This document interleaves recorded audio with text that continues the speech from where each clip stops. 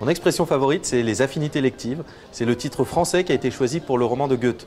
Je trouve que c'est particulièrement bien choisi parce que c'est une expression tirée de la chimie et qui décrit les interactions entre les atomes. Et c'est aussi ce qui décrit ce qui se trame dans ce roman et les échanges amoureux entre les deux couples. Et puis, pour terminer, je pense que c'est une belle image de ce que la traduction peut apporter à l'œuvre originale et toute la richesse de l'échange des cultures. Mon expression favorite en français, c'est « être aux anges ». Ça saute aux yeux. On dit en arabe, c'est clair comme le soleil pour dire la même image. Mon expression favorite en français, ce serait « on n'est pas sorti de l'auberge ». Mon idée pour le français, c'est que dans le cadre du rétablissement du service national universel, eh bien, comme à l'époque, on envoie des jeunes Françaises et des jeunes Français dans tous les pays du monde pour enseigner la langue française dans les écoles, dans les collèges, dans les lycées. Ici en Égypte, je rencontre plein de personnes qui me disent que c'était un temps merveilleux lorsqu'il y avait des jeunes Français qui venaient dans le cadre de leur service national enseigner le français en Égypte. Et bien je pense que recommencer ça, ce serait une vraie idée pour le français. Le théâtre est le bon médium pour l'apprentissage d'une langue, sa langue maternelle, peut-être une langue étrangère, donc parlant français, première langue étrangère dans la majorité des établissements participant au festival.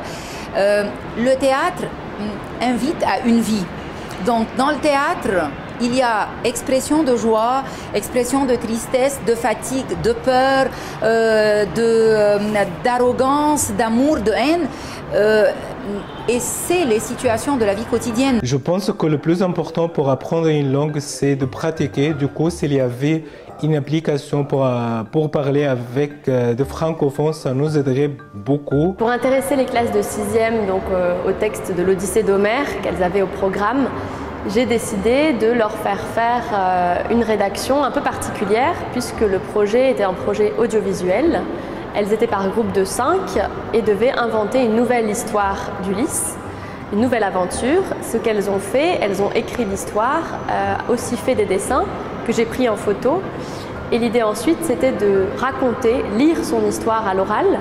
Je les ai enregistrées et on obtenait comme ça une vidéo avec leurs images, donc d'une histoire animée à partir de l'Odyssée d'Homère. Je pense qu'avec de tels projets, les élèves oublient qu'elles ont affaire à un texte antique, un texte difficile avec du vocabulaire en français, traduit du grec qui leur pose problème.